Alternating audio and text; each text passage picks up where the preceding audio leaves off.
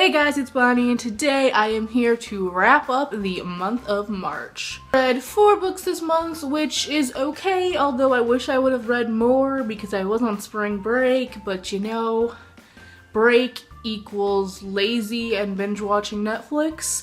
So, you know, 4 books, still good. Let's get into them. The first book I read, or rather finished, but read most of it, in March is Ignite Me by Tahara Mafi. This is the 3rd and final book in the Shatter Me trilogy, and it was a pretty good conclusion. I believe I gave it 5 out of 5 stars.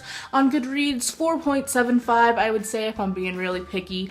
But overall, it was a really solid conclusion. I can't really say much about it, obviously, because it's the 3rd book in a trilogy, and I don't want to spoil you. But if you haven't picked up the Shatter Me series, you definitely should, because it's a good one, and Tahara Mafi's writing is so wonderful. So yeah, I'll definitely pick up anything she writes in the future. Next book is one I had to read for school, and it is Nickel and Dimed on Not Getting By in America by Barbara Ehrenreich. Sure. This book follows a woman who kind of leaves her job as a, well, not leaves her job, but she's a magazine writer, a writer for magazines and obviously books, and she takes on this experiment of like going out and living off of minimum wage only just to see how, you know, what it is like. I believe it takes place in like 2001 or so too, so it's a little old.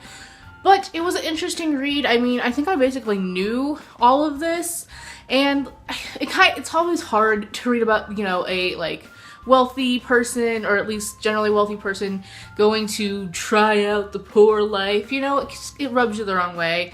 And she rubbed me the wrong way a few times throughout the book, but overall I think it's a good read for those who are maybe like really rich and they don't like think about these people who make their lives so much better. I think it's good for them, but I think if you're already on that, you know, very struggling poor level, this book will just be like, ugh.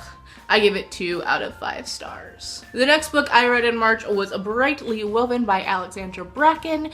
This is a standalone fantasy novel about a girl who kind of lives in this town where there's always been a drought. And one day it starts to rain, and this mysterious wizard guy comes, because there's like wizard people and then there's the non-wizard people, and the wizard people are higher up, I assume, comes and takes her on this journey because there's about to be a whole big war because the country's king just died. And does that make sense? This book is very, very hard to explain if you can't tell. First, I really didn't think I was going to like this book because it did take me a while to get into. It doesn't do a great job at explaining things when you need them to be explained. Like, I was literally like, okay, if this book does not answer my question, like, within the next 20 pages, I'm putting it down. The beginning is very just but as it went on, it got really good. I really loved the characters. Alexandra Bracken, obviously she's the author of the Darkest Minds trilogy, and Ruby is like my all-time favorite female character ever. So she's really, really good at writing characters, and that showed in this book as well. I believe this is her first novel.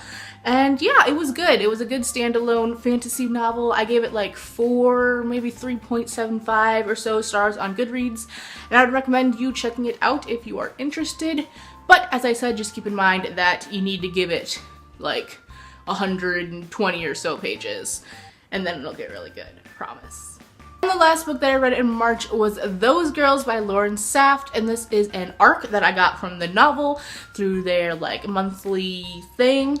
And yeah, it comes out in June, I think. Yeah, June 15th, says the little thing here. This book follows 3 different girls' perspective: Alex, Molly, and Veronica. They are rich and they go to this private school. And they're friends, although not really. I mean, they're friends, but they all talk shit about each other. And they're all really awful people. So that was not the greatest thing to read about. Honestly, this book is just, it's very hard to talk about and, you know, kind of rate because the characters are awful. Everything they do is awful. Except Veronica, she's probably like the least awful, I would say.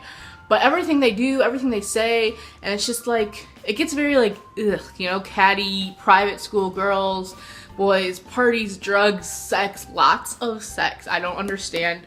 This teeters on the edge of young adult. In my opinion, maybe I'm a grandma, but just saying, if you're not mature, I wouldn't pick this one up. So really, this isn't kind of like a book that I would, you know, think I would like, I would go for. Like, it's just, eh.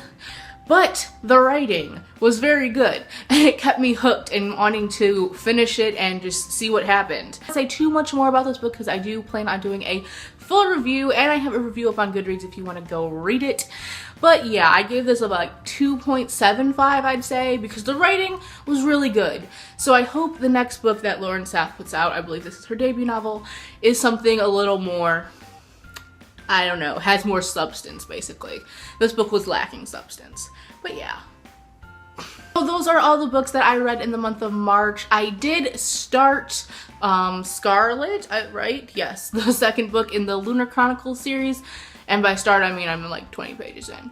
So that I will definitely be reading and finishing in April. But besides that, I don't really have a set TBR because I have no idea what I want to read. It's just going to be like, oh. So that is what I read in the month of March. Let me know what you read down below and let me know what you thought of the books you read. Let me know if you read any of these books that I read and what you thought of them. And I will see you in my next video. Goodbye!